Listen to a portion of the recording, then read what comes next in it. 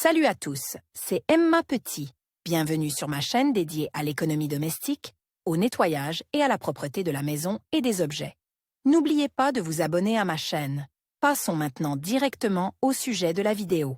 En raison de leurs excellentes caractéristiques, les articles fabriqués à partir de tissus en fibre de polyester ont gagné une immense popularité. Les vestes en Bologne ou en polyester sont très demandées, elles sont peu coûteuses, très belles, solides et durables. Pour que ces articles ne perdent pas leur qualité, il suffit de les entretenir et de les ranger correctement, ainsi que de savoir comment repasser une veste correctement. Des méthodes éprouvées. À force d'être lavée, toute veste en Bologne ou en nylon se froisse. Pour lui redonner un aspect soigne, vous pouvez utiliser l'une des astuces que partagent volontiers les ménagères expérimentées. Comment lisser un coupe-vent en polyester, si le fabricant n'a pas indiqué sur l'étiquette du produit que la vapeur est interdite? Vous devez utiliser un générateur de vapeur.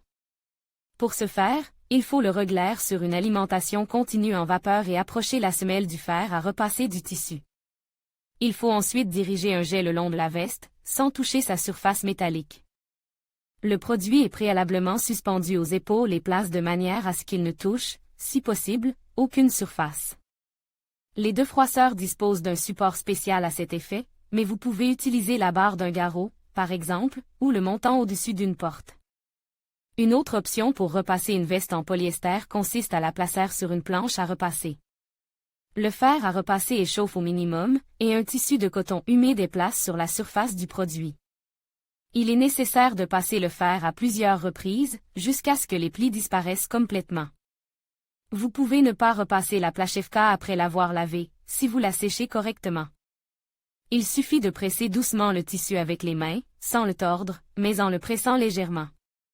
Les endroits encore humides doivent être éponges avec une serviette éponge, suspendue sur les épaules et redresse manuellement tous les plis. Cette opération peut être répétée plusieurs fois jusqu'à ce que l'article soit complètement sec. Il existe une autre option sans repassage. La veste est suspendue à des cintres, fermée avec tous les boutons et fermetures et accrochée dans la salle de bain. La surface du produit doit être légèrement lissée avec les mains mouillées.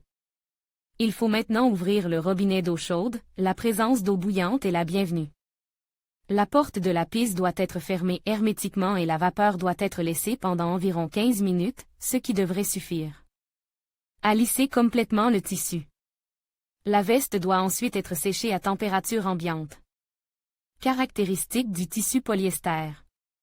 Pour les stylistes, ce matériau artificiel présente un attrait particulier, car il permet de créer non seulement des blouses et des robes de chambre légères, mais aussi des vêtements d'extérieur parfaitement adaptés à la couture. Les vêtements sont originaux et possèdent d'excellentes propriétés de protection contre la chaleur et l'humidité. Pour que l'aspect des vêtements reste impeccable le plus longtemps possible, il convient d'étudier attentivement les recommandations du fabricant, à savoir s'il est possible de repasser le nylon avec un fer à repasser. L'étiquette indique toujours la température de lavage et de repassage d'un article particulier. En général, l'entretien des articles en polyester n'est pas difficile, ils sont faciles à laver, ils sèchent rapidement et leur aspect n'est pas difficile à restaurer. Les principes de base de l'entretien des vestes en polyester, en Bologne ou en nylon sont les suivants: choisir un régime de lavage délicat, l'eau doit être chauffée à 40 degrés, dans de rares cas à 60 degrés, utiliser une lessive pour le lavage des matières synthétiques, ne pas blanchir les vêtements, retourner le vêtement pour ne pas déformer les fibres à l'extérieur, rincer à l'eau tiède additionnée de vinaigre. Essorer délicatement, suspendre le vêtement sur un cintre pour le faire sécher, repasser avec un fer à repasser à température minimale. Repasser les plis à l'aide d'un chiffon de coton humide. En passant, il convient de rappeler que le polyester s'enflamme et fond rapidement, il est donc important de respecter les conditions du régime de température minimale lors du repassage du produit. Utilisation du fer à repasser. Comment défroisser la veste? Tout d'abord, il faut étudier l'étiquette de la veste. Si le fer-barre interdit catégoriquement le repassage, il est préférable d'utiliser l'une des méthodes décrites ci-dessus. S'il n'y a pas d'interdiction, voici comment repasser une veste bolognaise. Pour éviter l'apparition de zones brillantes, particulièrement visible sur les tissus fonces, vous devez repasser le produit à l'aide d'un tampon en coton. De nombreux fabricants proposent des proto-Gilniki spéciaux. En outre, le kit de repassage comprend souvent une semelle spéciale en plastique fluoré. En passant, je tiens à préciser que, de tous les matériaux, le calicot est le meilleur. De tous les matériaux, le calicot est le meilleur, et dans les cas extrêmes, la gaze. Les matières synthétiques sont inadmissibles, même dans les mélanges. En outre, n'utilisez pas de pulvérisateur, car il peut rester de petites taches sur le tissu. Le calicot doit être mouillé et bien essor, ce qui facilitera le repassage. Vous ne pouvez repasser qu'un tissu propre, sinon la saleté s'incruste dans les fibres. Même s'il semble qu'après la pluie ou un long voyage dans le métro ou le train électrique, la veste a l'air propre avant de défroisser. Un coupe-vent en polyester, il est préférable de le laver d'abord. Les produits originaux comportant de nombreux éléments décoratifs ne doivent pas être repasses, il est préférable d'utiliser des defroisseurs ou des méthodes maison. Recommande, un repassage trop fréquent est néfaste. Il peut entraîner des déformations et des décolorations.